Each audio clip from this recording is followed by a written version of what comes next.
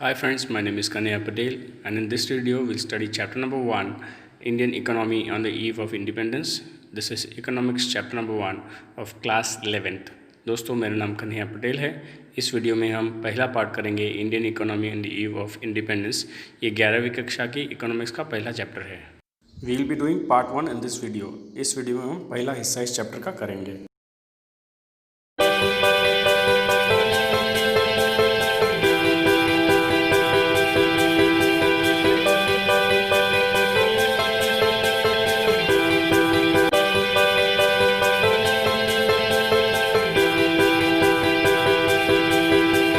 Friends, Gyan Guruvani is your personal channel, so do subscribe to this channel. दोस्तों, ज्ञान गुरुवाणी आपकी खुद की चैनल है, तो इस चैनल को सब्सक्राइब ज़रूर कीजिएगा।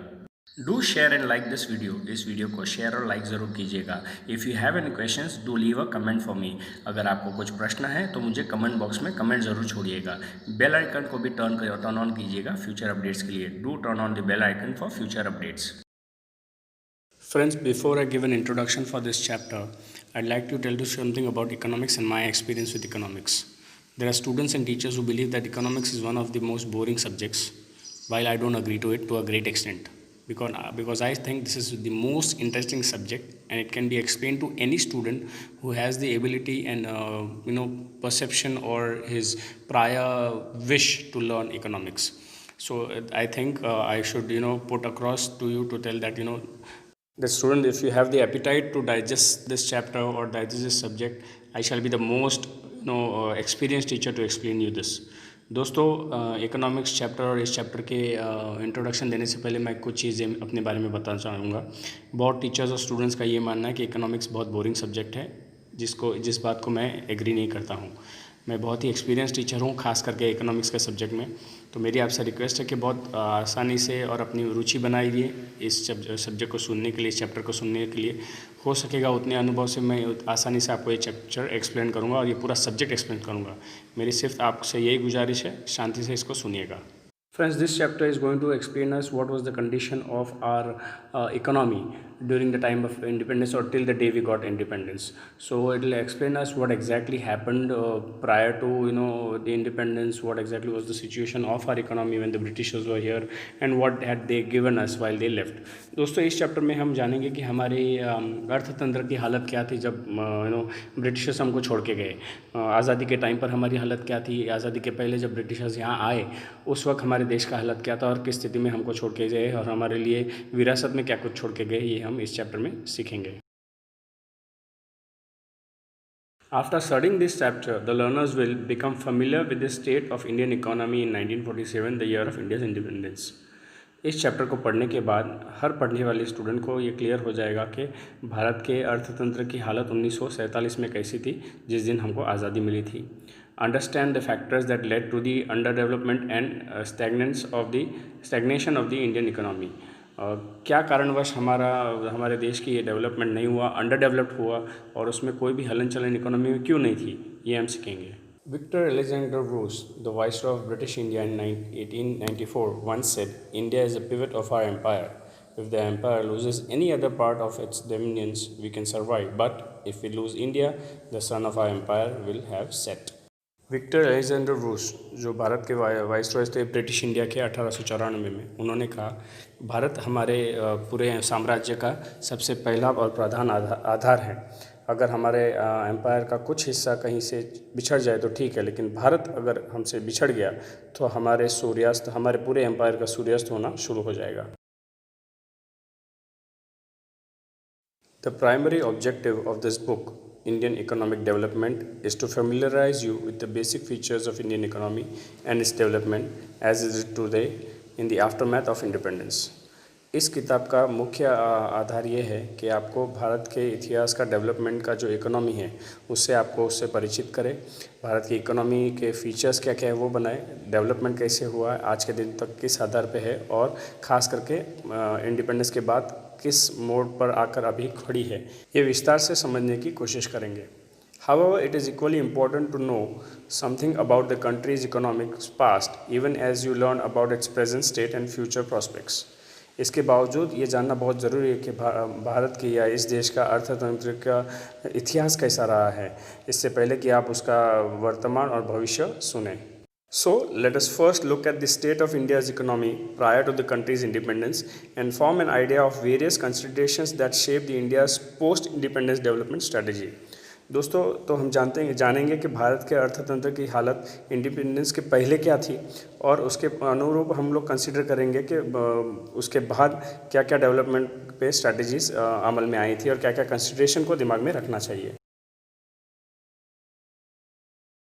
The structure of India's present day economy is not just a current making, it has its roots steeped in history, particularly in the period when India was under British rule, which lasted for almost 2 centuries before India finally won its independence on 15 August 1947. Bharat के अर्थतंत्र की आज जो हालत है, इसकी हालत के जो जड़ें हैं वो बहुत इतिहास में बहुत दूर तक अंदर तक गए हैं। खास करके उस समय तक जब ब्रिटिश साम्राज्य यहाँ पर था, 200 साल तक वो यहाँ पर रहे और आखिरकार भारत अपना जंग 15 अगस्त 1947 में जीत गया। The sole purpose of British colonial rule in India was to reduce the country to being a raw material supplier for Great Britain's own rapidly expanding modern industrial base. Bharat में अपना शासन चलाने का एकमात्र कारण ब्रिटिश साम्राज्य का ये था कि उनके देश में ब्रिटेन में जो इंडस्ट्रियल बेस से एक्सपांडिंग चल रही थी, उसके लिए रॉ मटेरियल सप्लाई के लिए एक बड़ा सप्लायर कंट्री इंडिया को बनाना था। And understanding of the exploitative nature of this relationship is essential for any assessment of the kind and the level of development which the Indian economy has been able to attain over the last 6.5 decades. तो ये समझना ज़रूरी है कि जिस तरह से भारत का शोषण हुआ इस संबंध को लेके, भारत का और ब्रिटेन के संबंध को लेके, और जिस लेवल पर भारत का डेवलपमेंट हुआ है, भारत की इकोनॉमी को जिस तरह से दबा के रखा था पिछले 6.5 दशकों तक, तो जब तक हम ये नहीं जानते कि उनका कारण क्या था, हमारी हालत क्या थी भारतीयों की, और कितनी मेहनत करनी पड़ी अपने आप को ऊपर उभारने के लिए, और अर्थात 6.5 दशक हो गए हैं तब जाके हम इस डेवलपमेंट लेवल पे पहुँचे हैं। तो इसी को जानने का थोड़ा सा बैकग्राउंड जानना ज़रूरी है। Low level of economic development under the colonial rule के दरमियान हमारा इकोनॉमिक डेवलपमेंट बहुत निम्न स्तर का रहा। कारण क्या था? India had an independent economy before the advent of the British rule. भारतीय देश में, पूरे भारत के देश में यहाँ इंडिपेंडेंट इकोनॉमी थी जब तक ब्रिटिशर्स ने यहाँ शासन करना चालू किया। Though agriculture was the main source of livelihood for most of people, yet the country's economy was characterized by various kind of manufacturing activities. हालांकि खेतीबाड़ी एक प्रधान स्रोत था इकोनॉमी चलाने का, उसके अलावा मैन्युफैक्चरिंग एक्टिविटीज़ भी काफ़ी हद तक डेवलप हो रही थी। ये भी एक जानने वाली चीज़ है। India was particularly well known for its handicraft industry in the field of cotton and silk, textile, metal and precious stone works etcetera. Bharat बहुत ही प्रसिद्ध था अपनी हैंडीक्राफ्ट इंडस्ट्री में, सिल्क के में, रेशम के कपड़ों की जो हमने बातें सुनी होगी, मेटल और प्रेशियस स्टोन्स की जो कार्विंग होती है उसमें वर्क में, कॉटन इंडस्ट्री में ये बहुत ही निष्णात था भारत। सो ये चीज़ में भी हम लोग आगे थे, not just agriculture. These products enjoyed a world wide market based on the reputation of the fine quality of material used and the high standards of craftsmanship seen in all imports from India.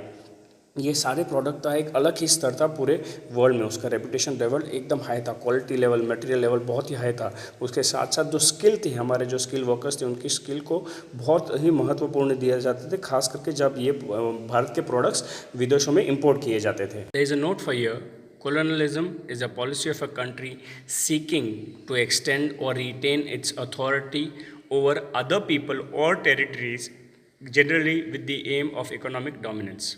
दोस्तों, colonialism इसको बोलते हैं जहाँ एक देश दूसरे देश पर अपनी अस्तित्व को, अपने प्रभुत्व को दबा के रखता है, उनके लोगों को दबा के रखने के लिए, उनका फ़ायदा उठाने के लिए, ताकि सिर्फ भले उस सामने वाले देश का दमन हो जाए लेकिन खुद का डेवलपमेंट हो। ये सोच से कॉलोनियलिज्म का प्रोसेस चलता रहता है। Textile industry in Bengal. Muslin is a type of cotton textile which has its origin in Bengal, particularly places in and around Dhaka, now the capital of Bangladesh. दोस्तों, मसलिन ये कॉटन का उस तरह का कपड़ा है जिसके अस्तित्व बंगाल में थे, खास करके उस जगहों पे जो ढाका के इर्द गिर्द थी, जो आज बांग्लादेश का कैपिटल है। Dhakai muslin has gained worldwide fame as an exquisite type of cotton textile. Dhakai muslin इसने पूरे विश्व भर में बहुत ही एक्विजिट टाइप के कॉटन टेक्सटाइल का इम्पोर्टेंस मिला है। यहाँ पर मैंने पिक्चर बताया कि उसको ट्रांसपेरेंटली आजू बाजू भी देख सकते थे और एक रिंग में से वो पास हो जाती थी, ऐसी बातें आपने पहले सुनी भी होगी। The first variety of muslin was called malmal. First variety का जो मसलिन था उसको मलमल कहते थे। Sometimes foreign travellers also use to refer it as a malmal shahi और मलमल खास, implying that it was worn by or fit for the royalty। बहुत बार ये फॉरेनर्स जो थे उनको मलमल शाही या मलमल खास कहते थे, क्योंकि ये उतनी महंगी थी कि सिर्फ रॉयल पीपल ही उसको पहन सकते थे, या उस किस्म की थी कि जो पहने वो रॉयल्टी लगे। इंडियन मसलिन के बारे में या इस मसलिन क्लॉथ के बारे में, डकई मसलिन के बारे में अगर आपने सुना होगा तो ये टेस्ट होते थे कि उस रिंग को में से पसार हो जाने की 2.5 मीटर का कपड़ा अगर हो तो भी, और वो इतनी छोटे से उसको फोल्ड कर सकते थे कि माचिस के डिबिया में भी फिट हो जाती थी। I guess you might have heard that the testing of this cloth was done by passing through the ring, और if you fold it it could be easily folded in a matchbox। The economic policies pursued by colonial government in India were concerned more with the protection and promotion of the economic interest of their home country than with the development of Indian economy। जितने भी rules, economical rules यहाँ government ने लागू किए थे, British government ने जितने भी लागू किए थे, उसका मेन एम ये था कि उनके जो देश में जितने भी इकोनॉमिक के इंटरेस्ट है वो सारे ऊपर हो, उनका देश का इकोनॉमी ऊपर आए। हालांकि ये ज़रा से भी उनको दिल दिमाग में नहीं था कि यहाँ के लोकल लोगों के, भारतीय लोगों का कोई भी इसमें प्रमोशन हो, प्रोटेक्शन हो, उससे उनको कुछ लेना देना नहीं था। तो एकदम सेल्फिश मोटिव था, अपना भला हो, सामने वाले का भले कोई भी हालत हो जाए, उससे हमको कुछ लेना देना नहीं है। Such policies brought about a fundamental change in the structure of an Indian economy, transferring the country into supplier of raw materials and consumers of finished industrial products for the Britain। इस ऐसी policies के वजह से हमारा जो basic structure था, हमारा fundamental structure था, वो चेंज हो गया था। कहाँ से एक प्रोड्यूसर के जगह पे हम लोग जो हमारी चीज़ें थी उसको छोड़ के हम लोग रॉ मटेरियल प्रोड्यूसर्स बन गए थे, फिनिश प्रोडक्ट्स जो ब्रिटेन में बन रहे थे उसके लिए। Obviously the colonial government never made any sincere attempts to estimate India's national and per capita income. स्वाभाविक से बात है कि कॉलोनियल गवर्नमेंट जो थी उन्होंने कोई भी एक प्रामाणिक प्रयास नहीं किया था ये जानने के लिए कि भारत का राष्ट्र का पर कैपिटा इनकम क्या है। Some individual attempts which were made to measure such incomes yielded conflicting and inconsistent result। कुछ इर्द गिर्द लोग ने, इक्का दुक्का लोग ने जब ऐसे प्रयास किए कि ऐसे इनकम मेजर्स हम देखते हैं, तो उस तरह पर थोड़े कॉन्फ्लिक्ट्स होते थे और वो रिजल्ट भी इनकॉन्सिस्टेंट थे। Among the notable estimators, Dadabhai Navroji, William Digby, Finlay Shiras, V.K.R.V. Rao, and R.C. Desai। It was Rao whose estimates during the colonial period were considered very significant। ये जो इक्का दुक्का लोग जो एस्टिमेट्स निकालते थे उसमें Dadabhai Naoroji, William Digby, Findlay Shirras, V.K.R.V. Rao और R.C. देसाई थे। इसमें राव के अनुमान जो थे वो बहुत ही सिग्निफिकेंट थे, कंसिडर करने जैसे थे। However most studies did find that the countries growth of aggregate real output during the first half of the 20th century was less than 2%, coupled with a meager 0.5% growth in per capita income output per year। इसके बावजूद अगर आप calculation करो तो उसके aggregate output जो आ रही थी भारत की 20वीं सदी के फर्स्ट हाफ में, पहले हाफ में, मतलब 1950 तक के दशक तक की बात करें, उस साल तक की बात करें, सो उस समय पर हमारा ग्रोथ रेट 2% था और पर कैपिटा इनकम जो पर व्यक्ति जो इनकम होता है वो हर साल 0.5% ही बढ़ रहा था। तो एकदम नेग्लिजिबल अमाउंट थे और ये कैलकुलेशन करने में इन लोगों का बहुत ही बड़ा योगदान रहता था। तो दोस्तों, चैप्टर के पहले हिस्से में हमने यहाँ तक जाना कि जितने भी रूल्स यहाँ थे, कॉलोनियल रूल्स थे, वो ब्रिटिश शासन के बस एक ही हेतु के हिस्से थे कि उनके इंडस्ट्रियल बेस का जो इंडस्ट्रियलाइजेशन उनके देश में ब्रिटेन में हो रहा था वो डेवलप हो, चाहे हो किसी भी हालत में इंडिया का जो भी हो जाए, उनको पड़ी नहीं थी। रॉ मटेरियल सप्लाई के लिए उनको एक बहुत फिनिश प्रोडक्ट्स यहाँ बेचने थे या पूरे वर्ल्ड वाइड में बेचने थे, उसके लिए रॉ मटेरियल सप्लाई के लिए उनको इंडिया एक बहुत ही अच्छा जगह मिल गया था। उसके लिए उन्होंने पूरा प्रयास किया और वो काफ़ी हद तक सफल भी रहे। So friends, in the first part we did see that the Britishers who were running the colonial rule, that was one single thing clearly in their mind, that They wanted their products, industrial products, to be sold all over the world, with the clear intention that India should be made a country where they can make their raw materials, and then they can be supplied to Britain, and then the products can be sold everywhere. The Britishers of that time were never concerned with what happens to the Indian economy. As you can see, the growth rate was 2% and the per capita income was hardly increasing 0.5% every year. So friends, the first part of this chapter finishes over here. If you have any doubts, please revisit the video again. दोस्तों, इस chapter का पहला हिस्सा यहाँ ख़त्म होता है. अगर आपको कुछ डाउट्स है, प्लीज़ ज़रूर कीजिएगा. Thank you friends, do subscribe to Gyan Guru Vani as this is your personal channel and do share this video. दोस्तों, आपका बहुत बहुत आभार. ज्ञान गुरु वाणी आपकी अपनी चैनल है, तो उसको सब्सक्राइब ज़रूर कीजिएगा और इस वीडियो को शेयर भी कीजिएगा. Thank you, bye and have a nice day. दोस्तों, आपका दिन शुभ रहे. जय स्वामी नारायण.